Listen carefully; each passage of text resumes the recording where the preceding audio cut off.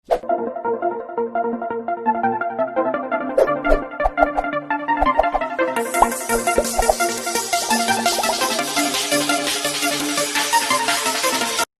सभी का स्वागत करता हूं फिजिक्स ज्ञान मुकेश नाइक चैनल पे। आप लोगों का A11 का नियर अबाउटली 65-70 नियर अबाउटली चैप्टर मैंने खत्म कर चुका हूं। आप लोगों को शेयर करना है, ओनली लाइक करना है, न्यू है तो भैया इस चैनल पे सब्सक्राइब भी करना है। इसके बाद में एक बहुत इंपॉर्टेंट न्यूज है सभी बच्चे के लिए, आपके लिए। हम लोगों ने एक बैच चालू किया बच्चों, एकलव्य बैच। उसमें CET अभी से प्रिपरेशन करो, बाद में हाथ ऊपर कर दे बच्चों। उसमें नीट JEE की भी सवाल उठा रहा हूं मैं, इसलिए अच्छी तरह से उस वीडियो को भी आपको देखना है। आज बच्चों क्लास 11 के फिजिक्स में मैग्नेटिज्म नाम के चैप्टर का 3rd लेक्चर है। उसमें हम लोग magnetic field due to the bar magnet at arbitrary point. मतलब सर, अरे इसके पहले हमने देखा था कि एक मैग्नेट होता है, इस मैग्नेट पे यहां पे साउथ पोल, यहां पे नॉर्थ पोल, ये इसका सेंटर है। उसमें से 2 पॉइंट में से पास होती है, इसको एक्सिस कहते हैं। और बी एक्सिस पे मेरे पास magnetic field μ04 pi twice m bye r cube. याद है? भूल गए मेरे भाई लोग? ये आप लोगों को याद होना चाहिए, कोई इसमें आप लोगों को इसमें द्विधा नहीं होना चाहिए मेरे भाई लोग। अगर जो लाइन पास होती है सेंटर से और परपेंडिकुलर टू द एक्सिस को होती है, इसको इक्वेटर कहा जाता है। इसको एक्सिस कहते हैं बच्चों, एक्सिस। और इसका हम लोग कहेंगे इक्वेटर। तो बी इक्वेटर की वैल्यू होती है माइनस μ04 पाई यहां पे m bye r cube. Sir minus क्यों? क्योंकि बच्चों इसका जो मैग्नेटिक फील्ड नेट ये होती इधर, और m का डायरेक्शन मैग्नेटिक डायपोल ये होता है, इसलिए समझे। ये हम लोगों ने दोनों फार्मूले हमारे दिमाग में बहुत अच्छी तरह से होना बहुत ही जरूरी है, नहीं तो बच्चों बहुत दिक्कत जा सकती है। तो चलो आज की वीडियो को ये एक्सिस पे और इक्वेटर पे निकालिए।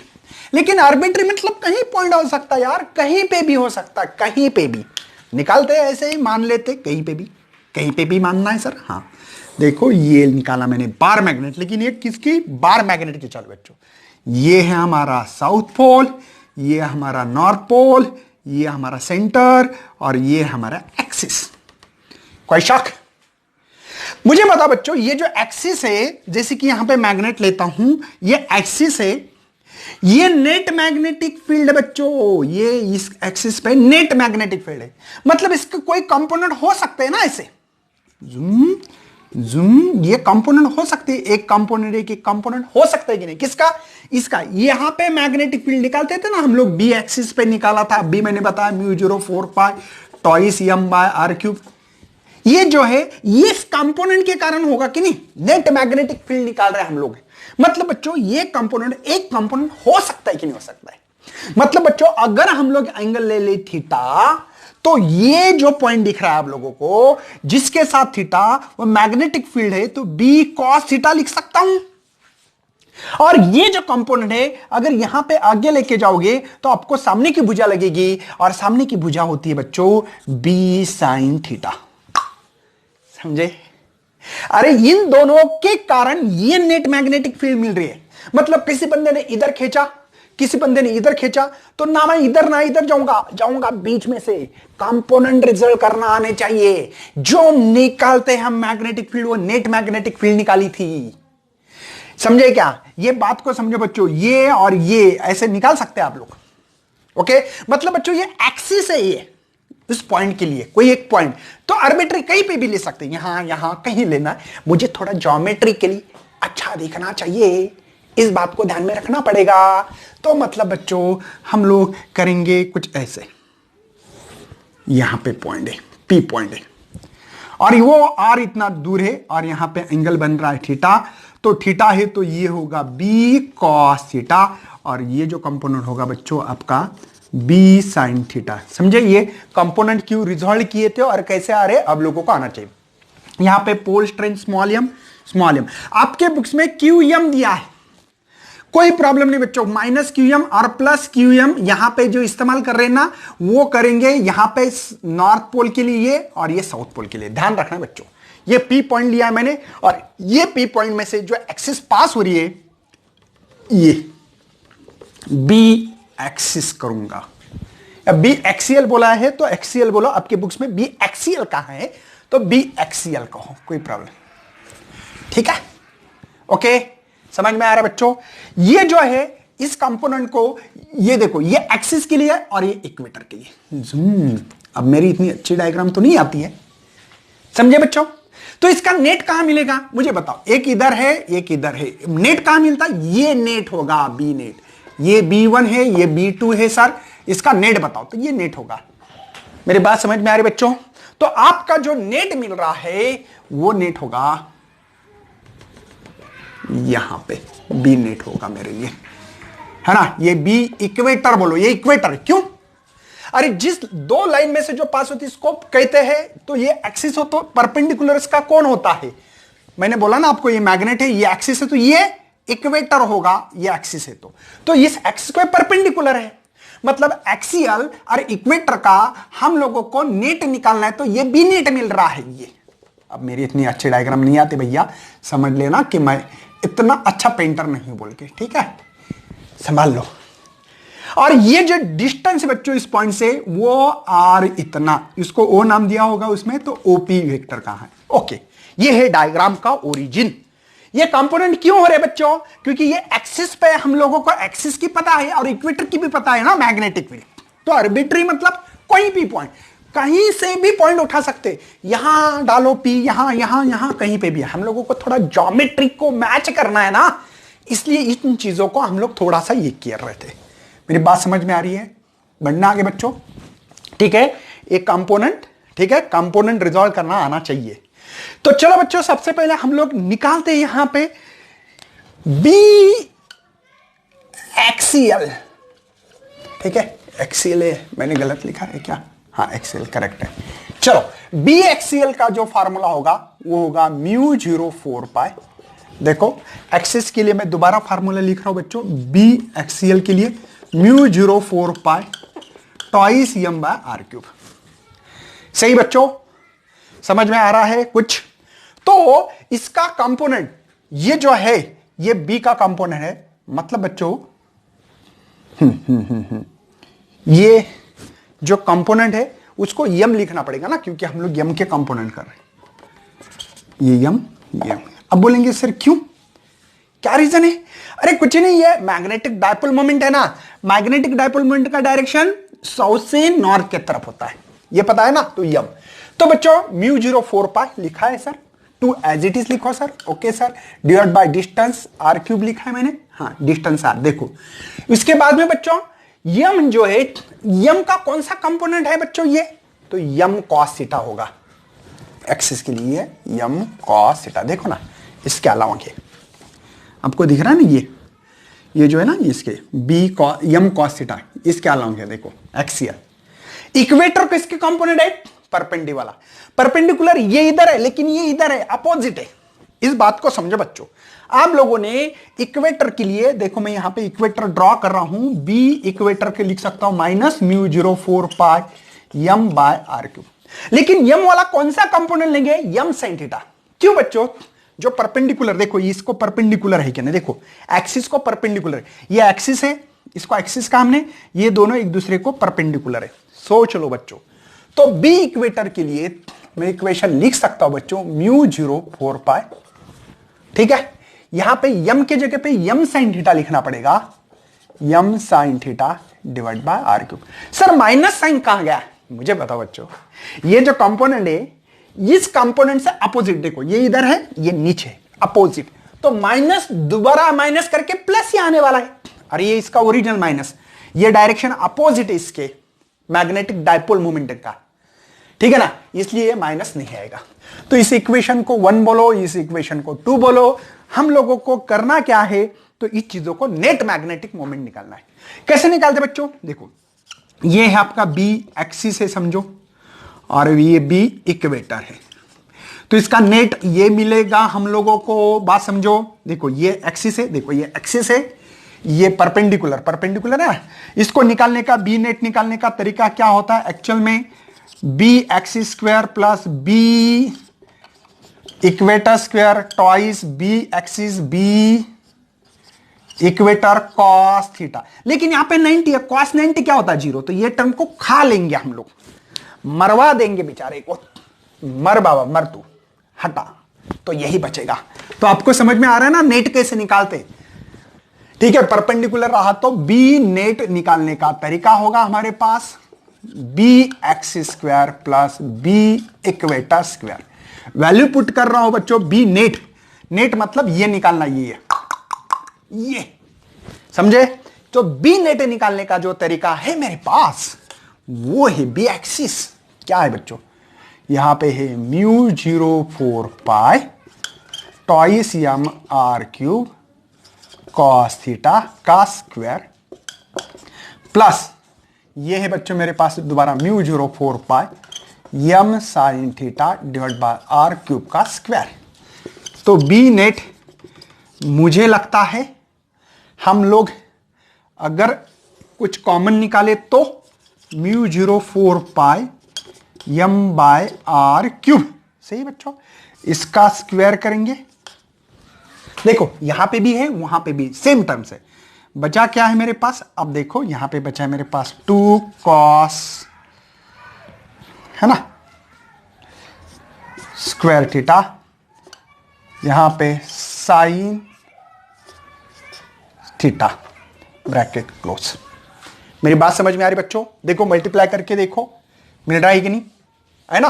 तो B net is equal to, ये स्क्वायर रूट में स्क्वायर है तो बाहर निकाल सकता हूं, mu 0 4 pi capital m are cube. देखो आपके बुक्स में बच्चों है ना स्मॉल एम की जगह पे कैपिटल एम लिखा है, तो डरना मना है, इस बात को समझो।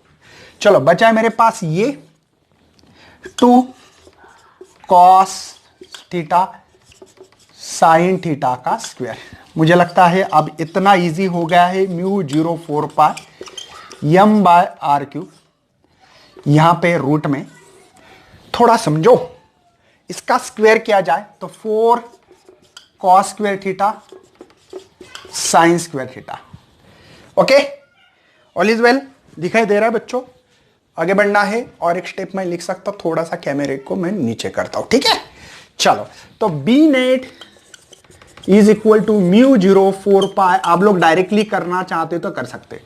इसमें कैसे कर सकते बच्चों, आप एक कर सकते सर, यहां पे 3 कॉस स्क्वायर थीटा, बचा क्या है यहां पे बचा है plus cos square theta plus sine square theta. समझिए बच्चों, देखो 3 + 1 4 ही होती है, लेकिन बच्चों इसकी जो वैल्यू है 1 है।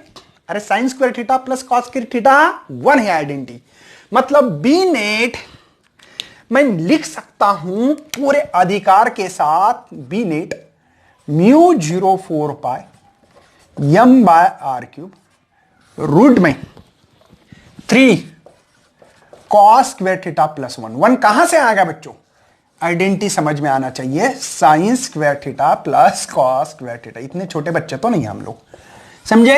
यही है, कोई भी पॉइंट पे मतलब कहीं पे भी देखो, एक्सिस पे रहा तो ठीक है सर ये फार्मूला इस्तेमाल करेंगे, इक्वेटर पे रहा तो ये करेंगे, लेकिन कहीं पे भी पॉइंट रहा और उस पॉइंट की मैग्नेटिक फील्ड निकालनी है नेट, तो वो होगी mu 0 4 pi m divide by are cube root में 3 कॉस स्क्वायर थीटा प्लस 1, ये रूट के अंदर की बात है।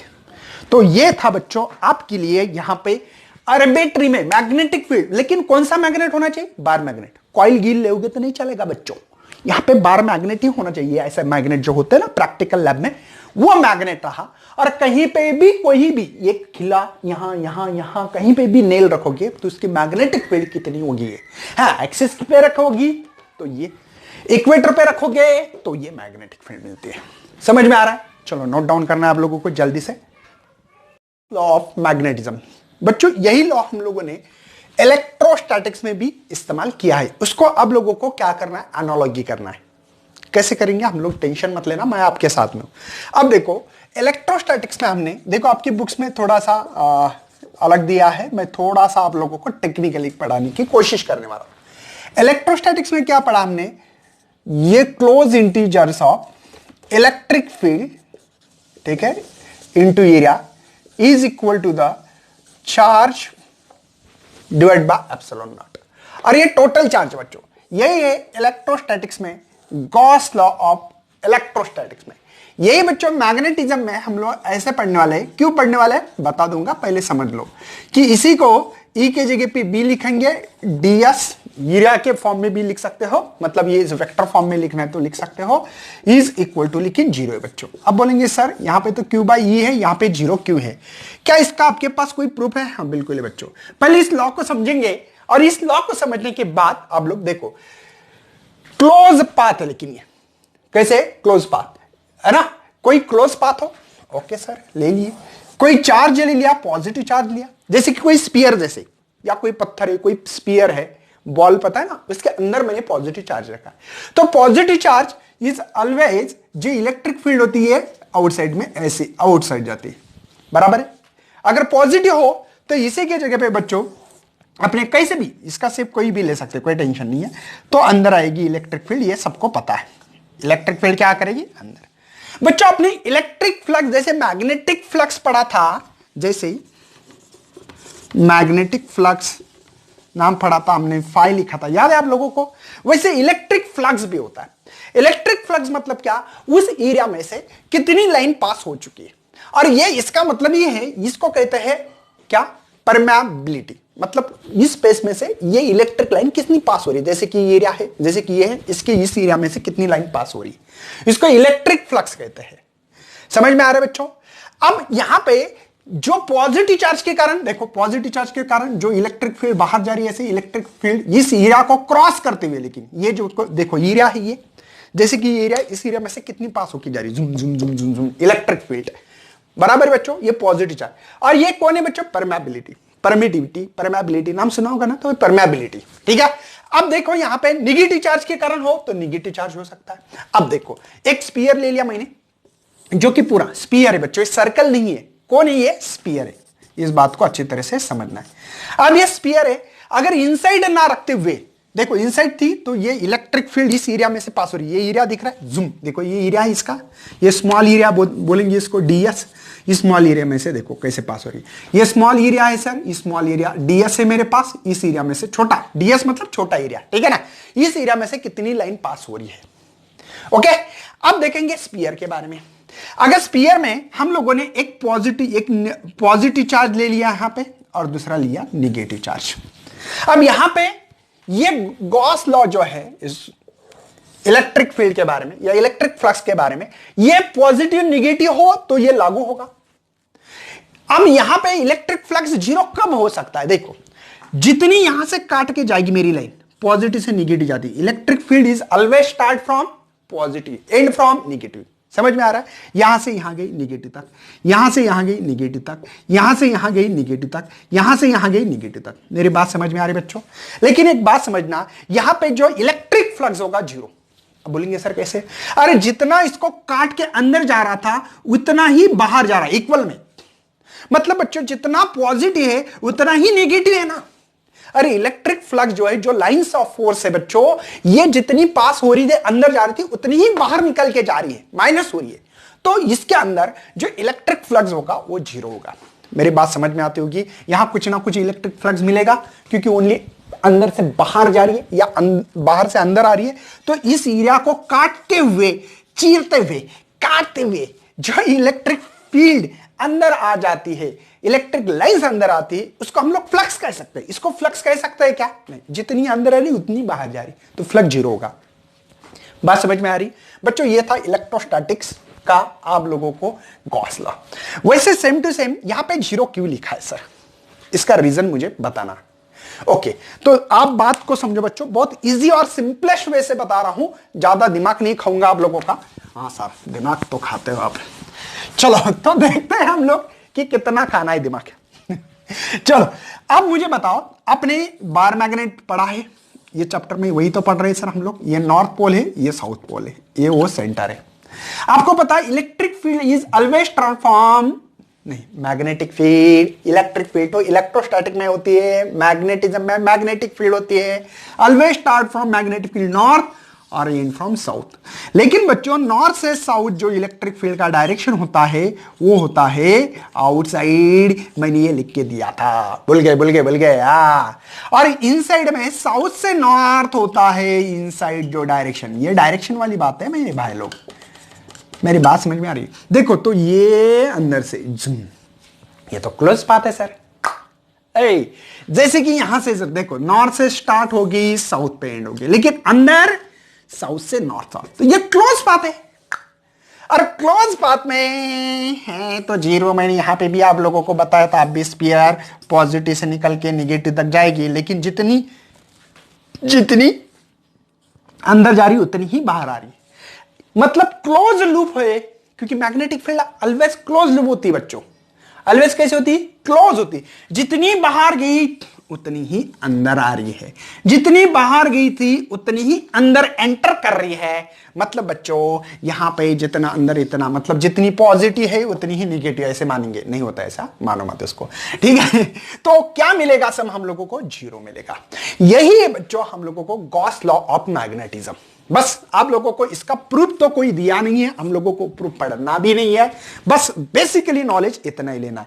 बस उन्होंने और कुछ नहीं है, बार मैग्नेट के बारे में बता दिया था। बाद में एक सोलेनॉइड लिया। सोलेनॉइड मतलब क्या होता है? कोई एक पाइप है, उस पाइप के वायर वाउंड करना। देखो ये इस वायर, आपकी बुक्स में थोड़ा सा अलग डायग्राम दिखेगी, बाकी कुछ नहीं, ठीक है। ये वायर में करंट अगर फ्लो करोगे तो करंट फ्लो हो गया ऐसा, right hand rule. Magnetic field ऐसे, देखो करंट ऐसा, मैग्नेटिक फील्ड ऐसे, तो मैग्नेटिक फील्ड ये तो यहां से बाहर निकली गई है, मतलब नॉर्थ ऐसे, ये साउथ। बस ये नेचुरल मैग्नेट है, बार मैग्नेट, ये हमने बना दिया आर्टिफिशियल। करंट फ्लो होने से magnetic field, right hand rule. Current ऐसा फ्लो हुआ तो मैग्नेटिक फील्ड ऐसे, पता है ना। तो इसके कारण ये देखो क्लोज लूप है, ये क्लोज लूप है, ये क्लोज लूप है, ये क्लोज। तो क्लोज लूप होने के कारण यहां पे आपको magnetic field into dot DS अगर करोगे तो बच्चों यहां पे जीरो मिलेगी, है ना। ये है बच्चों क्लोज लूप है, इंटीजर है लेकिन ये क्लोज के लिए। बी कौन है? Magnetic field, magnetic induction, dot DS मतलब उसका एरिया। तो इसका जो भी मैग्नेट इसका आंसर मिलेगा वो हम लोगों को जीरो मिल रहा है। शायद बच्चों आप लोगों को यहां पे मेरी बात समझ में आती होगी, या आप लोगों ने मैग्नेटिक फील्ड की डिफाइन लिखी थी magnetic flux per unit area. लेकिन छोटे एरिया के लिए हम लोग लिख सकते हैं मैग्नेटिक फ्लक्स ऑफ बी, है ना, बी डॉट डीएस। डीएस लिखो, कोई टेंशन नहीं है, बी डॉट डीएस लिख सकता हूं मैं। आपकी बुक्स में ऐसे ही लिखा है, और वेक्टर फॉर्म में लिख सकते हैं मैग्नेटिक फील्ड और एरिया। वेक्टर एरिया वेक्टर कैसे होता है पता है ना? कोई डायग्राम, जैसे कि बोर्ड का एरिया वेक्टर कहां है? परपेंडिकुलर होता है ऐसे, ये या अंदर भी निकाल सकते हैं ऐसे। देखो ये प्लेन सरफेस है, ऐसा राइट हैंड करना, ये उंगली ऐसी जूम, या अंदर भी एरिया वेक्टर होता है। तो बात समझ में आ रही है? तो इसका आंसर क्या मिल रहा है? जीरो। फ्लक्स कितने मिल रहा है? मैग्नेटिक फ्लक्स हम लोगों को जीरो मिल रहा है। तो ये था बच्चों हम लोगों को मैग्नेटिज्म का थर्ड लेक्चर। इसके पहले हमने आर्बिट्री बार मैग्नेट पे कोई आर्बिट्री पॉइंट रखा। देखो ये बार मैग्नेट था, साउथ और नॉर्थ, कोई भी पॉइंट यहां कहीं ले सकते हो। वहां पे मैग्नेटिक फील्ड निकाली थी μ04 pi m/r³ root of 3 cos square theta plus 1 root में। और गॉस लॉ पढ़ा किसके थ्रू? इलेक्ट्रोस्टैटिक के चैप्टर के थ्रू ये पढ़ा है। ये क्यों जीरो है? क्योंकि ये क्लोज लूप होने के कारण। तो ये था बच्चों थर्ड लेक्चर। फोर्थ लेक्चर लेके आएंगे बच्चों आपके लिए। अर्थ क्या है? अर्थ मैग्नेटिज्म, ठीक है। उसमें कुछ डिफाइंस होगी, छोटी छोटी डिफाइन को भी हम लोग अच्छी तरह से एक्सप्लेन करने की कोशिश करते रहेंगे, और आगे मिलेंगे नेक्स्ट लेक्चर में। तब तक करना शेयर, लाइक, और न्यू तो भैया सब्सक्राइब करना। चलो thank you and best of for your study.